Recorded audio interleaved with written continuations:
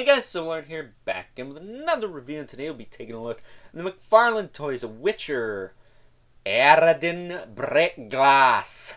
So without further ado, let's get into it.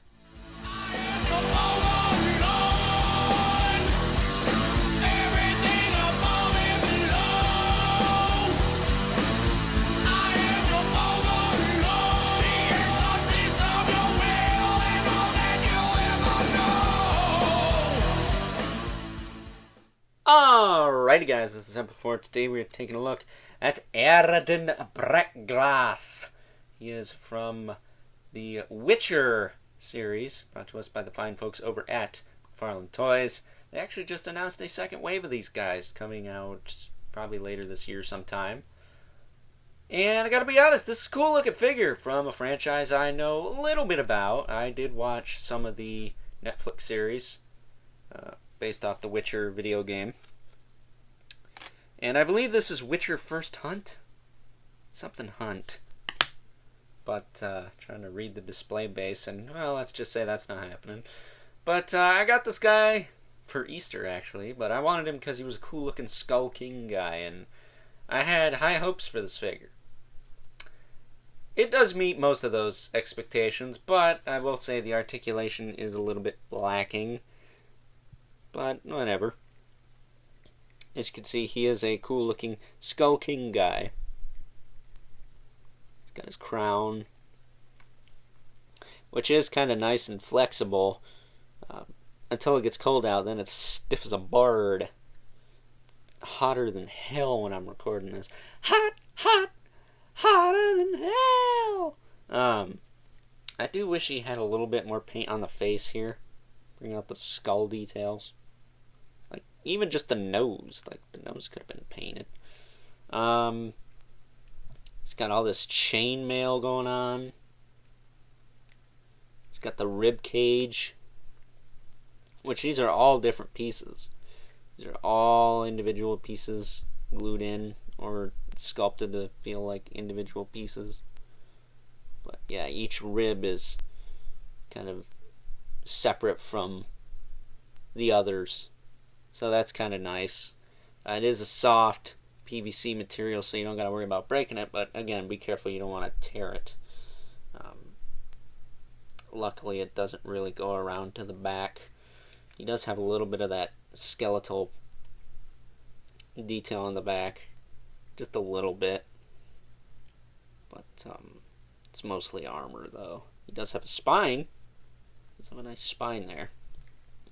He does have this crazy bone armor piece connected to this cape, which does not allow this arm to move a ton.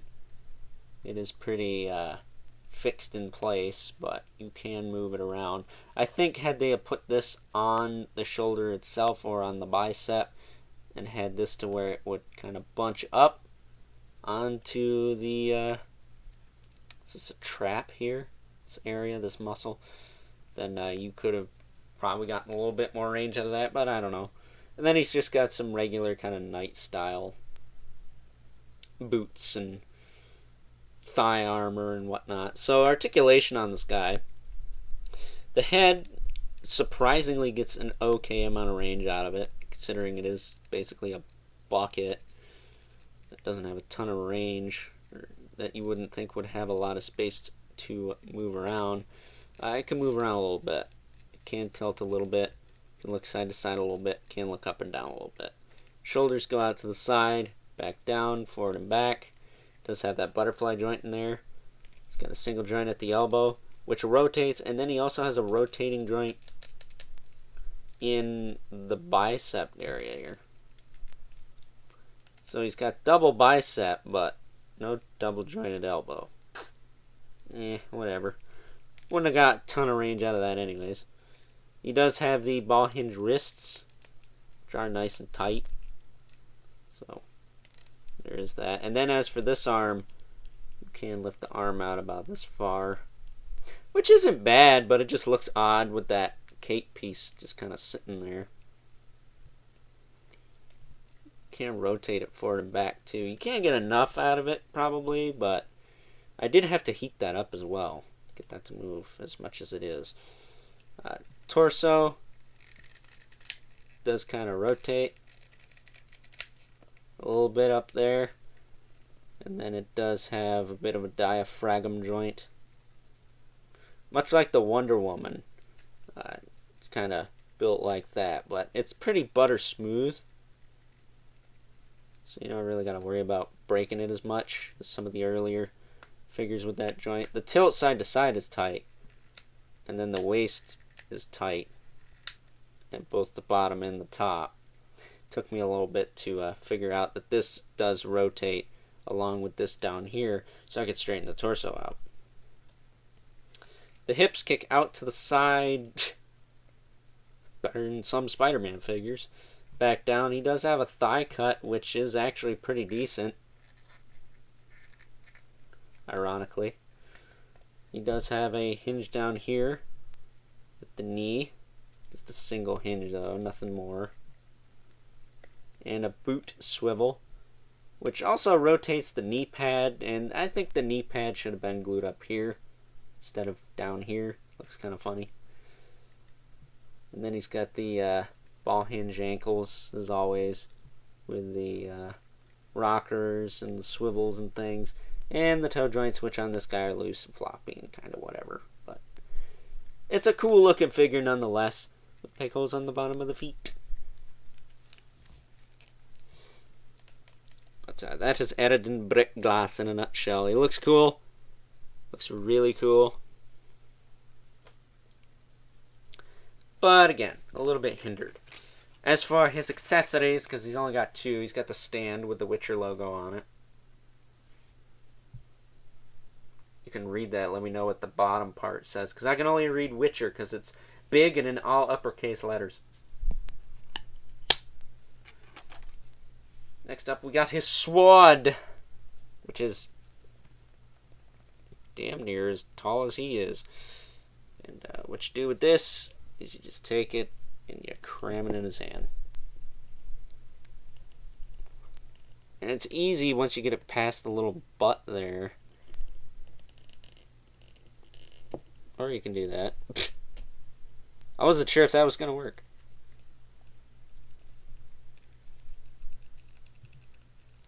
Crap, where's the hinge joint on the hand?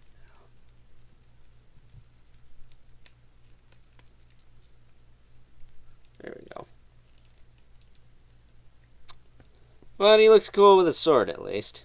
We can all agree on that. Looks like he's going to take someone out with that thing. I'll poke your eye out, son. Especially mine. Ugh. But there he is. So with that being said, let's take a look at some size comparisons. Taking a look at some size comparison, here's Eredin Breacc Glas next to a couple other skull-faced armored baddies. Brought to us by the fine folks over at McFarlane Toys. We got the Marauder from Doom and Shao Kahn from the Mortal Kombat 11 series. And yeah, as you can see, Eredin here is pretty much dwarfed by these two.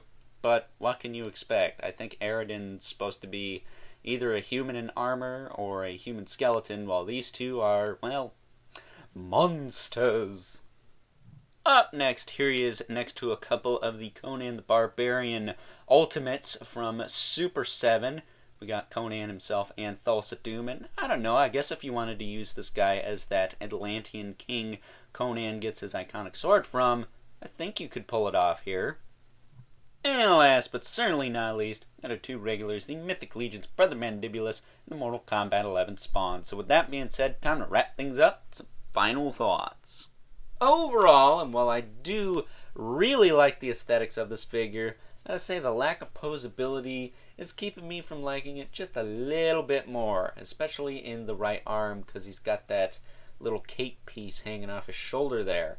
But if you're not really into posing your figures up or doing a whole lot of that with them, this guy looks awesome on a shelf. I think he'd look really good with your Mythic Legions, or if you wanted to use him with your Conan Ultimates from Super 7 based off the Arnold Schwarzenegger movie, you could kind of maybe use him as that Atlantean king Conan gets his sword from, Just saying. I mean, he does have a crown. He is a skull-faced character, and he looks kind of dead. So, yeah.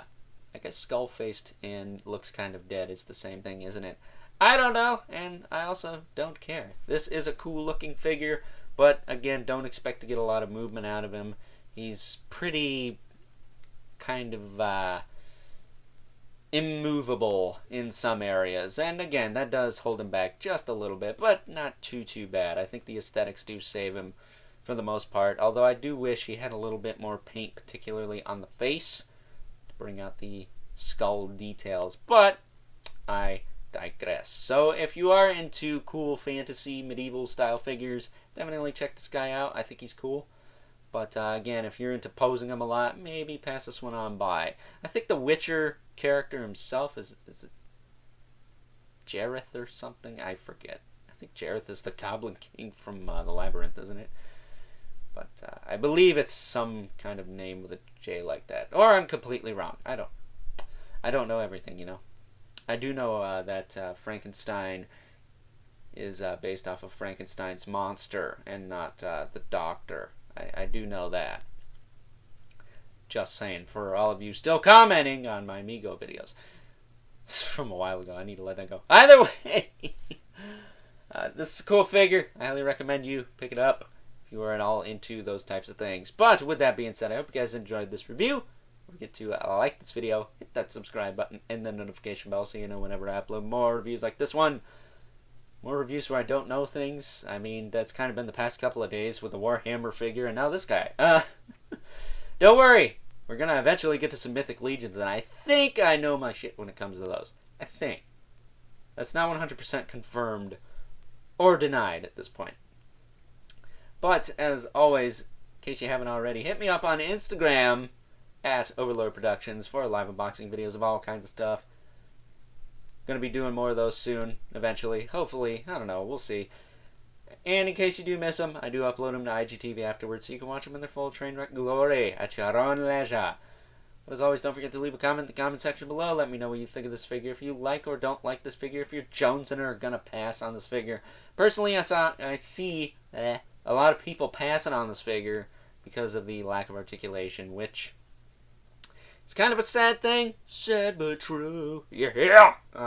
But at the end of the day, I like to pose my figures too, and if I can't even really move the shoulder, then what's the point of having shoulder articulation, right?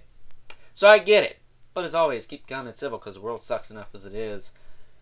And until next time, I will catch you guys later.